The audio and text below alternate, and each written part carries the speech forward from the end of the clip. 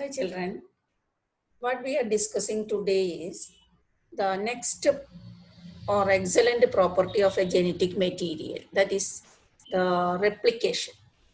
You know, DNA is the double-stranded molecule and which shows the ability of replication. That is called DNA replication.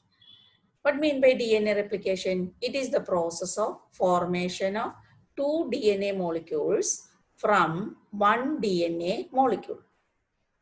Two DNA molecules from one DNA molecule.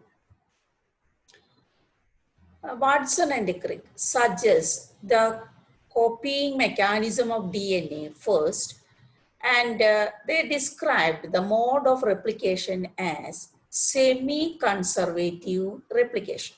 Semi-conservative replication. Semi means half. Half conserve. Pagudi samrakshikuga. Conserve half. Okay, semi-conservative replication. Half of the parent strand is conserved in the pictures നോക്കുമ്പോൾ കാണാം. That is, this is the single DNA molecule. It is replicated into two DNA molecules. What happens?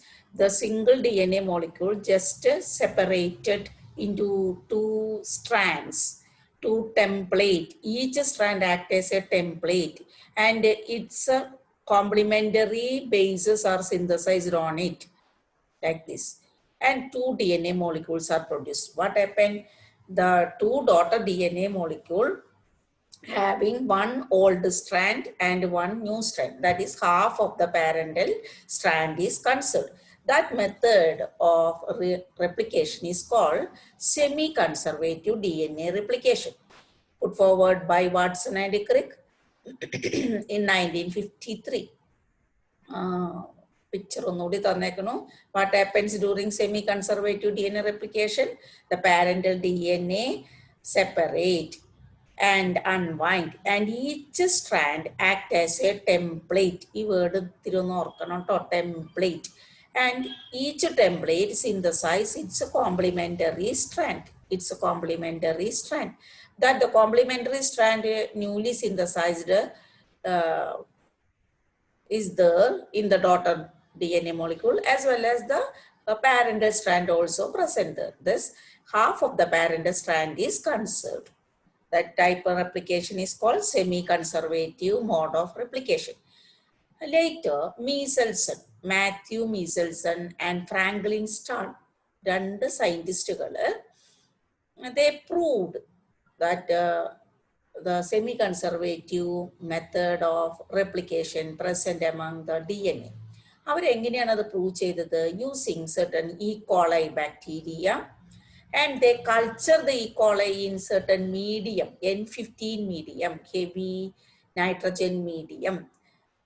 എന്നിട്ട് they centrifuge and observe that all the DNA in the E. coli having incorporated with the N15, that all of them are with the heavy DNA. They are named as heavy DNA. അത് prove ചെയ്തത് ഒരു centrifugation എക്സ്പെരിമെന്റിൽ ആ heavy DNA band എവിടെയാണ് വന്നത്, അത് occupy ചെയ്തത് എവിടെയാണെന്ന് നോക്കിയിട്ടാണ്. ലേറ്റർ അവർ വീണ്ടും ഒരു N14 മീഡിയത്തിൽ ആ ഈ കോളൈനെ കൾച്ചർ ചെയ്തിട്ട് ജസ്റ്റ് ആഫ്റ്റർ ഫസ്റ്റ് ജനറേഷൻ വീണ്ടും പ്രൂവ് ചെയ്യാൻ വേണ്ടി ഡെൻസിറ്റി അതിൻ്റെ കണ്ടെത്താൻ വേണ്ടി സെൻട്രിഫ്യൂജ് ചെയ്തു. That they spun rapidly that solution. Then they observe that the band is now shift to next point, that is somewhat higher or upper portion. That is noted that they noted that type of DNA as hybrid DNA. Nobody നോക്കാം നമുക്ക്. That the experiment they conducted, grow bacteria N15 medium. Then second, transfer the cells into N14 medium for one generation. Then the second generation again in the N14 medium. ഇത് രണ്ടും നമ്മൾ നേരത്തെ പറഞ്ഞു, hybrid ഉണ്ടായത് പറഞ്ഞു. അപ്പോൾ സീഷ്യം ക്ലോറൈഡ് എന്ന സൊല്യൂഷനിൽ ഡിസോൾവ് ചെയ്തിട്ടാണ് ഈ DNA അവർ സെൻട്രിഫ്യൂജ് ചെയ്യണത്. അപ്പൊ ബാൻഡിന്റെ മാറ്റം കണ്ടില്ലേ, ഹെവിന്ന് അത് ഹൈബ്രിഡ് ആയി മാറി. എന്നാൽ സെക്കൻഡ് ജനറേഷൻ കഴിഞ്ഞപ്പോൾ അവർക്ക് കിട്ടിയത് ഹൈബ്രിഡ് കിട്ടി, ഒപ്പം വേറൊരു ബാൻഡ് കൂടി കിട്ടി, ദാറ്റ് ഈസ് ലൈറ്റ് ചെയിൻ, കുറേയും കൂടി വെയിറ്റ് കുറഞ്ഞ DNA ബാൻഡ് ആയിരുന്നു അത്. കാരണം പുതിയതായിട്ടുണ്ടായ ആ DNA-ല് there is no heavy DNA present. കാരണം എന്താ, മീഡിയത്തില് N14 മാത്രമേ ഉള്ളൂ. അപ്പൊ പുതിയതായിട്ടുണ്ടാവുന്ന സ്ട്രാൻഡില് that strand is with N14. അപ്പൊ the newly synthesized strand with N14. അതുപോലെ ആ സ്ട്രാൻഡ്, രണ്ട് സ്ട്രാൻഡും N14 മാത്രമായി. അങ്ങനെ അവർക്ക് ഒരു ബാൻഡ് സ്പെഷ്യൽ ആയിട്ട് കിട്ടി, N14-ന്റെ ലൈറ്റ് ബാൻഡ്. അങ്ങനെ they proved that the DNA replicate semi conservatively. അതിന്റെ സ്റ്റെപ്സ് ഒന്നുകൂടി നിങ്ങൾക്ക് എഴുതിയെടുത്ത് പഠിക്കാനായിട്ട് ഇവിടെ തന്നിട്ടുണ്ട്. അതങ്ങനെ തന്നെ എഴുതിയെടുക്കാം, പഠിക്കാം. ഇവിടെ നമ്മൾ ലാസ്റ്റ് എഴുതിയ പോയിന്റ് ഒന്നുകൂടി നോക്കാട്ടോ. അവര് മൂന്നാമത്തേല് സ്റ്റെപ്പ് പറയുന്നത് ഡെൻസിറ്റി കണ്ടെത്താനായിട്ട് കുറേ ജനറേഷൻസ്, അതുപോലെ എത്ര ജനറേഷൻ വേണമെങ്കിലും അവർക്ക് വളർത്താം.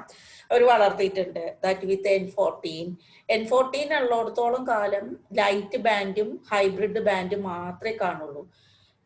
That heavy DNA was never formed if E. coli cultured in light nitrogen medium in successive generations. പിന്നുള്ള ജനറേഷൻസിൽ ഒന്നും അവർക്ക് ഹെവി DNA കാണാൻ സാധിച്ചില്ല.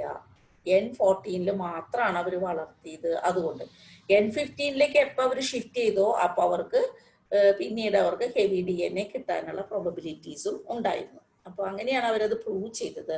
ആരൊക്കെയായിരുന്ന ആൾക്കാർ? Meselson and Franklin Stahl. Meselson and Stahl. Okay. പിന്നീട് അവരുടെ എക്സ്പെരിമെന്റ് സപ്പോർട്ട് ചെയ്തത് in 1958 Taylor and colleagues, Woods and Hughes, കുറച്ച് സയന്റിസ്റ്റുകൾ ഒരുമിച്ച് ഈ ഒരു പ്ലാന്റിലാണ്, അതൊരു യുക്കാരിയോട്ടിക് DNA കണ്ട സ്റ്റഡി നടത്തിയതാണ് അവര്. ദാറ്റ് വിസിയ ഫാബ അല്ലെങ്കിൽ ഫാബ ബീൻസ്. അപ്പൊ അതിൽ അവര് ഉപയോഗിച്ചത്, നേരത്തെ ഉള്ളതിൽ ഉപയോഗിച്ചത് നൈട്രജൻ, ഹെവി നൈട്രജൻ ആയിരുന്നെങ്കിൽ ഇവിടെ റേഡിയോ ആക്ടിവിറ്റി ഉള്ള തൈമീൻ ആണല്ലോ ഒരു നൈട്രജൻ ബേസ്. അപ്പോൾ അതിന്റെ റേഡിയോ ആക്റ്റീവ് തൈമിഡിൻ വെച്ചിട്ടാണ് ഇവർ എക്സ്പെരിമെന്റ് നടത്തിയത്. And find out that the chromosomes also replicate semi conservatively. DNA മാത്രമല്ല, ക്രോമസോമുകളും സെമി കൺസർവേറ്റീവ് റെപ്ലിക്കേഷൻ കാണിക്കുന്നു എന്ന് പ്രൂവ് ചെയ്തു with Vicia faba by Taylor and his colleagues. Now we discuss what are the mechanisms of DNA replication.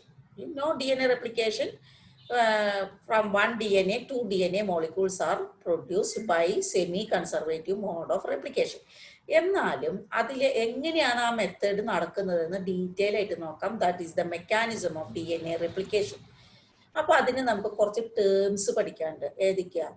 ഒന്ന്, നമുക്കത് എപ്പോഴാണ് ഒരു സെല്ലിൽ അത് സ്റ്റാർട്ട് ചെയ്യുന്നത്?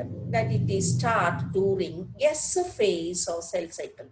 ഒരു സെൽ സൈക്കിളിന്റെ എസ് ഫേസിലാണ് അത് സ്റ്റാർട്ട് ചെയ്യുക. It start in the S phase of cell cycle.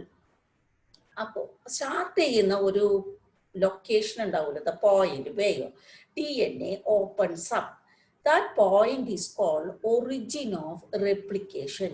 That point is called origin of replication. It is the point from where replication starts. അവിടെ എങ്ങനെയാണ് അങ്ങനെ ഒരു ഒറിജിൻ ഓഫ് റെപ്ലിക്കേഷന്റെ പ്രത്യേകത എന്താ? അവിടെ ഒരു ഡിഫറെന്റ് സീക്വൻസ് ആയിരിക്കും കാണുക. ആ സീക്വൻസിന്റെ പേര് ഓട്ടോമാറ്റിക് റെപ്ലിക്കേഷൻ സീക്വൻസ്, ARS. ആ പ്രത്യേക സീക്വൻസ് ഉള്ള സ്ഥലങ്ങളൊക്കെ എന്തായിരിക്കും? ORI, ഒറിജിൻ ഓഫ് റെപ്ലിക്കേഷൻ എന്ന് പറയും. അപ്പോ ORI, ഒരു single ORI present in prokaryote നമുക്കറിയാം ഡിസ്റ്റിങ്ക്റ്റ് ന്യൂക്ലിയസ് ഇല്ല. അപ്പൊ അതിലെ DNA മൾട്ടിപ്ലിക്കേഷൻ നടക്കുന്നതിന് ഒരൊറ്റ സൈറ്റിൽ നിന്നേ റെപ്ലിക്കേഷൻ സ്റ്റാർട്ട് ചെയ്യുള്ളൂ. അത് സിംഗിൾ ORI ആണ് ഉള്ളത്.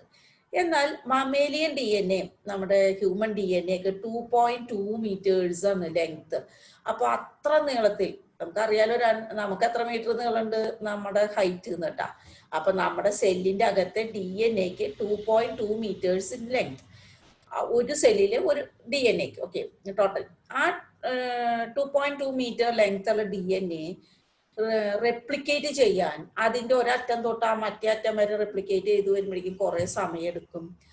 പിന്നെ മാത്രമല്ല കുറേ എനർജി ആവശ്യമാണ്. അതുകൊണ്ടൊക്കെ അതിനകത്ത് റെപ്ലിക്കേഷൻ സ്റ്റാർട്ട് ചെയ്യുന്നത് പല പല സൈറ്റുകളിലാണ്. That is many ORI, multiple ORI present in the eukaryotic DNA. Ready? The next, replication fork. What is that? It is the area from where replication occurs.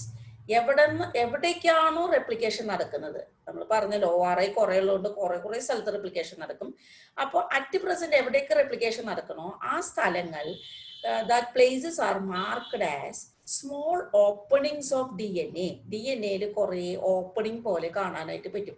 Openings or bubbles or loop-like or Y-shaped part in the DNA. Replication bubble എന്ന് പറയും. That region is known as replication fork, where replication occurs. ഇനി പ്രധാന steps ഏതൊക്കെയാണ്? ഇതാണ് 3 സ്റ്റെപ്പുകൾ പ്രധാനമായിട്ട് റെപ്ലിക്കേഷന് help, എന്താണ് DNA റെപ്ലിക്കേഷൻ്റെ സ്റ്റെപ്പുകൾ എന്ന് പറഞ്ഞാൽ 3 സ്റ്റെപ്പാണ്. ഏതൊക്കെയാ?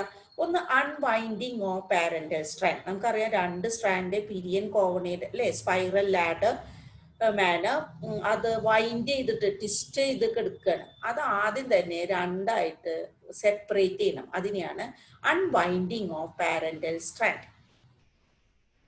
ഇനി നമ്മൾ നേരത്തെ പറഞ്ഞല്ലോ each strand act as A template. അപ്പൊ അവിടെയൊക്കെ എന്തുണ്ടാവണം? ഓരോ ടെംപ്ലേറ്റ് സ്ട്രാൻഡിലും അതിന്റെ കോംപ്ലിമെന്ററി സ്ട്രാൻഡും ഉണ്ടാവണം. Polymerization of new complementary strands to each template strand. ഈ ഇത്രയും കാര്യത്തിന് വേണമെങ്കിൽ കോംപ്ലിമെന്ററി സ്ട്രാൻഡ് സിന്തസിസ് എന്നൊറ്റ വാക്ക് എഴുതിയാലും മതി. കോംപ്ലിമെന്ററി സ്ട്രാൻഡ് സിന്തസിസ് രണ്ടാമത്തെ point. 3, joining of discontinuously synthesized strand. അത് നമുക്ക് നോക്കാം. ഈ കോംപ്ലിമെന്ററി സ്ട്രാൻഡ് 2 തരത്തിലാണ് ഉണ്ടാവുക, 2 ടൈപ്പ് ഫോർമേഷൻ. അതിൽ ഒരു ടൈപ്പ് ഫോർമേഷൻ ആണ് ഡിസ്കണ്ടിന്യൂസ് സ്ട്രാൻഡ് സിന്തസിസ്. ആ discontinuous strand synthesis require a joining. അതാണ് അതിന്റെ 3ാമത്തെ step, joining of discontinuously strand. Okay. Then next, major enzymes participated. ഇതും നമ്മൾ ഇതിൽ ഓർക്കേണ്ട ടേമാണ്, major enzymes. Major enzymes, helicases, topoisomerases, DNA-dependent DNA polymerases and DNA ligases. ഇത് രണ്ടുമാണ് നമ്മുടെ ടെക്സ്റ്റിൽ പറഞ്ഞിട്ടുള്ളത്. അപ്പോൾ പരീക്ഷയ്ക്ക് ഇത് രണ്ടും തീർച്ചയായിട്ടും ചോദിക്കാം. നമുക്ക് നോക്കാം. റെപ്ലിക്കേഷൻ ഫോർക്കിനെ കണ്ടോ? എവിടെയാണോ റെപ്ലിക്കേഷൻ നടക്കുന്നത് ആ ഏരിയയാണ് റെപ്ലിക്കേഷൻ ഫോർക്ക് എന്ന് പറയാം. ഇവിടെ വെച്ചിട്ടാണ് ഹെലിക്കേസ് എന്ന് പറഞ്ഞ എൻസൈം ആക്ട് ചെയ്തിട്ട് ഈ ടെംപ്ലേറ്റ് സ്ട്രാൻഡുകൾ ഇങ്ങനെ സെപ്പറേറ്റ് ചെയ്യാം. ഇപ്പൊ ഇത് സെപ്പറേറ്റഡ് അല്ല, കണ്ടോ? ഇപ്പൊ ഇത് യോജിച്ചിരിക്കുക. ഇവിടെ നോക്കൂ, ഈ സ്ഥലത്ത് ടെംപ്ലേറ്റ് സെപ്പറേറ്റ് ചെയ്തു, അവിടെ ഇത് സിന്തസിസ് ഇങ്ങനെ സ്റ്റാർട്ട് ചെയ്തിട്ടുണ്ട്. അപ്പൊ this red coloured part is the newly synthesized strand. ഈ പിക്ചർ എപ്പോഴും എക്സാമിന് വരും, മാർക്ക് ചെയ്യാനൊക്കെ വരാറുണ്ട്. അപ്പൊ പാർട്സ് നന്നായി ഫെമിലിയറൈസ് ചെയ്യാം. അപ്പം ന്യൂലി സിന്തസൈസ്ഡ് സ്ട്രാൻഡ്സ് ഏതാ? These red one. അതിൽ ഒരെണ്ണം അങ്ങനെ എന്താണ് കണ്ടിന്യൂസ്ലി സിന്തസൈസ് ചെയ്തേക്കുന്നതായി കാണാം. അതിന്റെ പേര് ലീഡിങ് സ്ട്രാൻഡ്. എന്നാൽ ഇവിടെ കണ്ടോ കുറെ ഫ്രാഗ്മെന്റ്സ്, ഒക്കാസാക്കി ഫ്രാഗ്മെന്റ് ആയിട്ടാണ് സിന്തസൈസ് ചെയ്തിട്ടുള്ളത്. ഇത് കുറച്ച് കഴിഞ്ഞിട്ടാണ് കൂട്ടി യോജിക്കപ്പെടുക ബൈ ലിഗേസ്, DNA ലിഗേസ് വെച്ചിട്ട്. അപ്പോൾ ആ ഒരു സ്ട്രാൻഡിനെ പറയണ പേര് പിന്നീട് ഉണ്ടാവുക, ലാഗ് ചെയ്തിട്ടുണ്ടാവുക. That is lagging strand. Template strand, replication fork, leading strand, lagging strand and the particular enzymes. Parts പരിചയപ്പെടുക. ഇനി നമ്മൾ ആ സ്റ്റെപ്സ് ഒന്നുകൂടി നോക്കുകയാണ് with the role of enzyme. First step, unwinding. Unwinding is the enzyme helicase. What is its role? Break the hydrogen bond. Separate the 2 strands by breaking hydrogen bond. That's helicase. What the next one? Each strand acts as a template, and a new complementary strand is synthesized by the enzyme DNA polymerase. DNA dependent DNA polymerase എന്ന് നമ്മൾ നേരത്തെ പറഞ്ഞു. Polymerase എന്ന് വെച്ചാൽ എന്താ? Polymerisation ചെയ്യുന്ന എൻസൈമുകളെ polymerase. എന്ത് polymerisation വരുത്തുന്നത്? DNA ആണ് ഉണ്ടാക്കുന്നത്. അതുകൊണ്ട് DNA പോളിമറൈസ്. DNA ആശ്രയിച്ചിട്ട്, അതായത് ടെംപ്ലേറ്റ് DNA തന്നെയാണ്, DNA ആശ്രയിച്ചിട്ട് DNA ഉണ്ടാക്കുക. അതുകൊണ്ട് DNA ഡിപ്പെൻഡന്റ് DNA പോളിമറൈസ്. അതാണ് എൻസൈം. അപ്പൊ ഈ എൻസൈം ഉണ്ടാക്കുന്നത് രണ്ട് ടെംപ്ലേറ്റിലും വ്യത്യസ്ത രീതിയിലാണ് ഇവരുടെ പ്രവർത്തനം. രണ്ട് തരം ടെംപ്ലേറ്റ് ഉള്ളത് കൊണ്ട് രണ്ട് തരത്തിലുള്ള സിന്തസിസ് ആണ് നടക്കുന്നത്. അത് ഏതൊക്കെയാ രണ്ട് തരത്തിലുള്ള സിന്തസിസ്? നമ്മൾ നേരത്തെ പഠിച്ചു. They are continuous synthesis and discontinuous synthesis. Continuous synthesis എവിടെയാണ് നടക്കുക? ഏത് ടെംപ്ലേറ്റിനാണോ ദ പൊളാരിറ്റി 3' to 5', 3' to 5' ഉള്ളത് അവിടെ കണ്ടിന്യൂസ് സ്ട്രാൻഡ് സിന്തസിസ് ചെയ്യും. എവിടെയാണോ പൊളാരിറ്റി 5' to 3' ഉള്ളത്, നേരെ ഓപ്പോസിറ്റ് പൊളാരിറ്റി ഉള്ള ആ സ്ട്രാൻഡിൽ ഡിസ്കണ്ടിന്യൂസ് സ്ട്രാൻഡ് സിന്തസിസ് നടക്കും. അപ്പോൾ അവിടെ ആരുണ്ടാവും? ഒക്കാസാക്കി ഫ്രാഗ്മെന്റ്സ്. ആ ഫ്രാഗ്മെന്റുകളെ എന്ത് ചെയ്യണം? ബൈ ലിഗേസ്, DNA ലിഗേസ് വെച്ച് that strands are, Okazaki fragments are joined and they forming lagging strand. അപ്പോൾ ഉണ്ടാകും, ഇത്തിരി നേരം വൈകി ഉണ്ടാകും. അപ്പൊ അതിന്റെ പേര് ലാഗിങ് സ്ട്രാൻഡ്. ഇത് നിങ്ങൾക്ക് എഴുതിയെടുത്ത് പഠിക്കാം. One more, the DNA polymerase. ഒരു നമ്മൾ നേരത്തെ പറഞ്ഞല്ലോ DNA ഡിപ്പെൻഡന്റ് DNA പോളിമറേസ്. അത് അതിന്റെ ഫങ്ഷൻ എന്താണെന്ന് ചോദിച്ചെന്താ? That enzyme polymerase deoxyribonucleoside triphosphate അല്ലെങ്കിൽ ദേ പോളിമറേസ് deoxyribonucleotides, ഏത് വേണമെങ്കിലും പറയാം, അല്ലെങ്കിൽ പോളിന്യൂക്ലിയോടൈഡ്സ് എന്നൊക്കെ നമുക്ക് പറയാം. അതിനെല്ലാം യോജിപ്പിക്കുന്ന എൻസൈമാണ് DNA ഡിപ്പെൻഡന്റ് DNA പോളിമറേസ് എന്ന ഈ എൻസൈം. ഓക്കെ, അതിന്റെ പ്രത്യേകത എന്തൊക്കെയാ? Which are the important features? They having high specificity. വളരെ സ്പെസിഫിക് ആണത്. കൃത്യമായി അഡിനൈൻ അപ്പോ ആണ് ആ ടെംപ്ലേറ്റിലെങ്കിൽ തൈമീനുള്ള ആളെ കൊണ്ടുപോയി അവിടെ ഇടണം. തൈമീനുള്ള ന്യൂക്ലിയോടൈഡിനെ കൊണ്ടിടണം.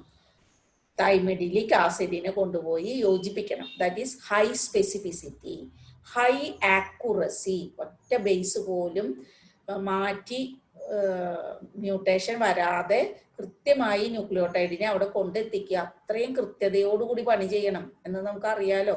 അങ്ങനെ ചെയ്യുന്ന ഒരു എൻസൈമാണ്. ഹൈ ആക്യുറസി ഉണ്ട്, ഹൈ സ്പെസിഫിസിറ്റി ഉണ്ട്, മാത്രമല്ല ഹൈ സ്പീഡ്.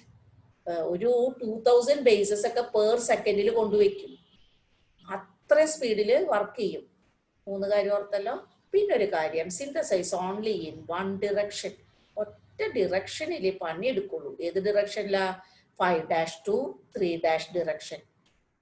അതെപ്പോഴും ഓർക്കണം. പുതിയതായിട്ട് ഉണ്ടാകുന്ന ഏതൊരു സ്ട്രാൻഡ്സും 5' തുടങ്ങുള്ളൂ സിന്തസിസ്. 5' to 3', അങ്ങനെ അതിനുണ്ടാക്കാൻ പറ്റുള്ളൂ. ഓക്കെ, വേറൊന്ന്, that DNA polymerase add to the end of existing double standard DNA. Double standard DNAയുടെ എക്സിസ്റ്റ് ചെയ്യുന്ന അറ്റത്ത് മാത്രമേ അതിന് വന്ന് ജോയിൻ ചെയ്യാൻ പറ്റുള്ളൂ. അല്ലാണ്ട് ഇടയിൽ പോയി അതിനിങ്ങനെ ജോയിൻ ചെയ്യാൻ പറ്റില്ല. അപ്പോൾ അതിന് ജോയിൻ ചെയ്യണമെങ്കിൽ ആ പർട്ടിക്കുലർ DNAയുടെ അറ്റത്ത് പോയിട്ട് ജോയിൻ ചെയ്യാൻ പറ്റുള്ളൂ. അതും അതിൻ്റെ ഒരു ഡ്രോബാക്കും ആണ്, ഒപ്പം അതിൻ്റെ ഒരു സിഗ്നിഫിക്കൻസും ആണ്.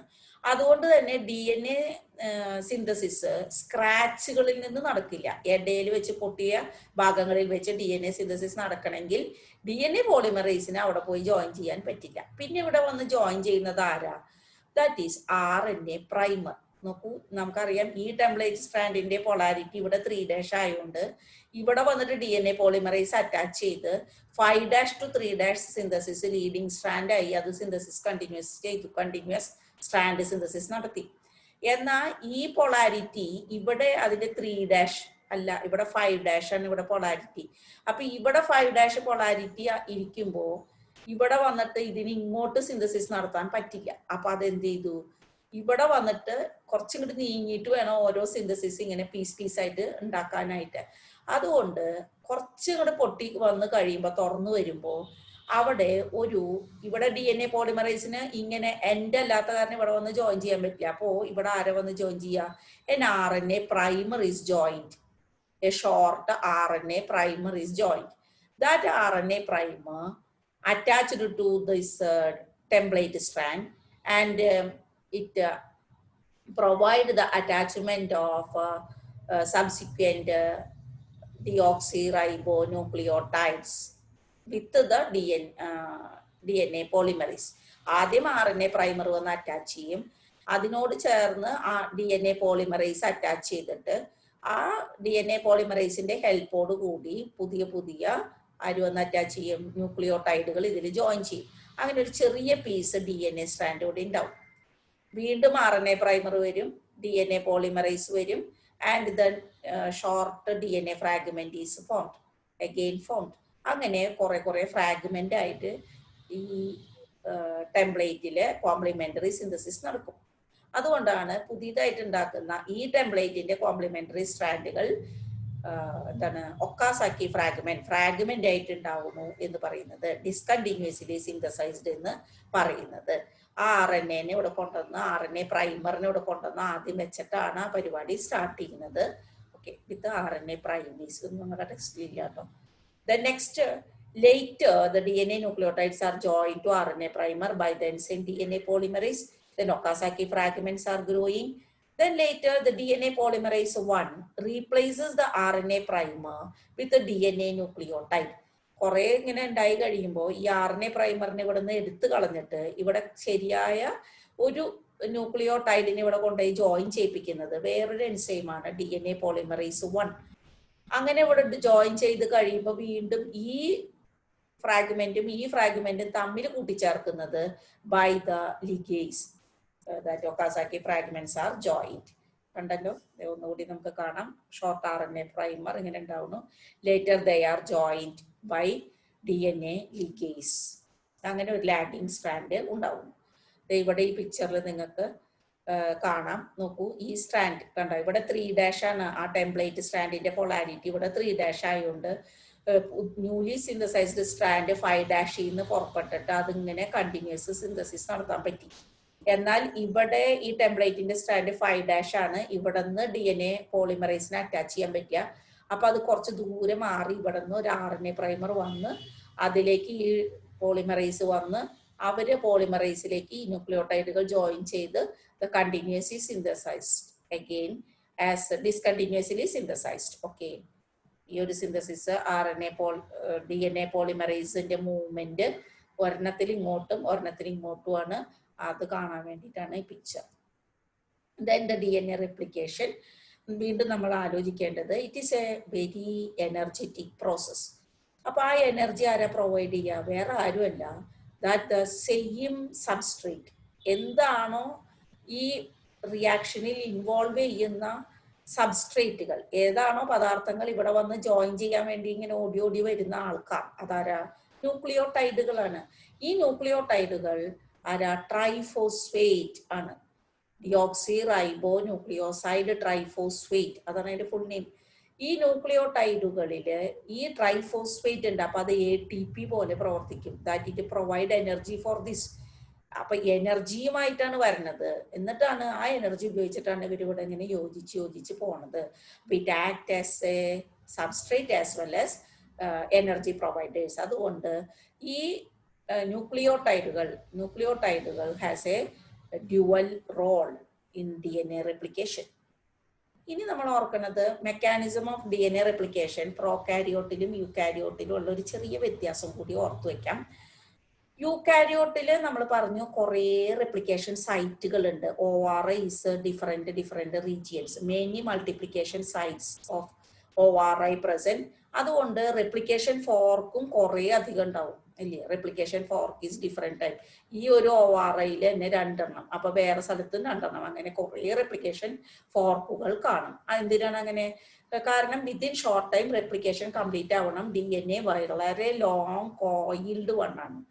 അപ്പൊ ആ എൻഡർ ലെങ്ത്തിൽ DNA റെപ്ലിക്കേഷൻ സൈമൾട്ടേനിയസ്ലി നടക്കാൻ പല സ്ഥലങ്ങളിൽ replication fork site that ORI ഉണ്ട്. അവിടെയൊക്കെ റെപ്ലിക്കേഷൻ സ്റ്റാർട്ട് ചെയ്യും, അങ്ങനെ ചെയ്യും. ഓക്കെ, പിന്നെ ഒരു കാര്യം നമ്മുടെ ടെക്സ്റ്റില് നേരത്തെ നമ്മൾ പഠിച്ച പോളിപ്ലോയിഡീനെ ഇവിടെ ഒരു കൊണ്ടുവന്നിട്ടുണ്ട്. അതായത് DNA റെപ്ലിക്കേഷൻ ഒക്കെ കഴിഞ്ഞ ഒരു സെല്ലില് ഇങ്ങനെ റെപ്ലിക്കേറ്റ് ചെയ്തിട്ട് ജസ്റ്റ് ആഫ്റ്റർ DNA replication സാധാരണ സൈറ്റോകൈനസിസ് നടക്കണം. സൈറ്റോകൈനസിസ് നടന്നില്ലെങ്കിൽ DNA ഇങ്ങനെ കുറെ റെപ്ലിക്കേറ്റ് ചെയ്ത് കഴിയുമ്പോൾ ആ സെൽ ആരായി മാറും? കുറെ DNA ഉള്ള ക്രോമസോം ഉള്ള പാറ്റേൺ ഉള്ള ഒരു സെല്ലായി മാറും. അതിന്റെ പേരാണ് പോളിപ്ലോയിഡി എന്ന കാര്യം ഓർക്കാം. ദെൻ പ്രൊകാരിയോട്ടിലാണെങ്കിൽ എന്താ, ഒറ്റ സിംഗിൾ ഒറിജിൻ ഓഫ് റെപ്ലിക്കേഷൻ ആണ്. അതുകൊണ്ട് 2 റെപ്ലിക്കേഷൻ ഫോർക്ക് മാത്രമേ അതിലുള്ളൂ. 2 റെപ്ലിക്കേഷൻ ഫോർക്ക് ഈസ് പ്രസന്റ്. ബൈ ഡയറക്ഷനിലാണ് റെപ്ലിക്കേഷൻ, 2 സൈഡിലേക്കും ഇങ്ങനെ റെപ്ലിക്കേഷൻ സ്റ്റാർട്ട് ചെയ്യണം. അവസാനം ഇവിടം വരെ എത്തുമ്പോഴേക്കും അത് 2 DNA ആയി മാറിയിട്ടുണ്ടാവും. സർക്കുലർ DNA ആണല്ലോ അത്. ഇനി വെക്ടേഴ്സ് എന്നൊരു കണ്ടന്റ് നിങ്ങൾ പഠിക്കും ഈ റിക്കോമിനന്റ് DNA ടെക്നോളജി വരുമ്പോൾ. അപ്പോൾ വെക്ടേഴ്സ് എന്ന് പറഞ്ഞാൽ ഒരു ഫോറിൻ DNA ക്യാരി ചെയ്യുന്ന ഈ സർക്കുലർ DNA ആണ്. അപ്പൊ വെക്ടേഴ്സ് ആയി പ്രവർത്തിക്കുന്ന സമയത്ത് അത് തന്നെ ഒരു റിക്കോമിനന്റ് DNA തന്നെ provide the origin of replication എന്ന് പറയുന്നു. അപ്പൊ അത് നിങ്ങൾ കൂടുതൽ ഡീറ്റെയിൽ റിക്കോമിനന്റ് DNA ടെക്നോളജി വരുമ്പോൾ പഠിക്കും. Okay, now we can end up the portion of today. Thank you, children.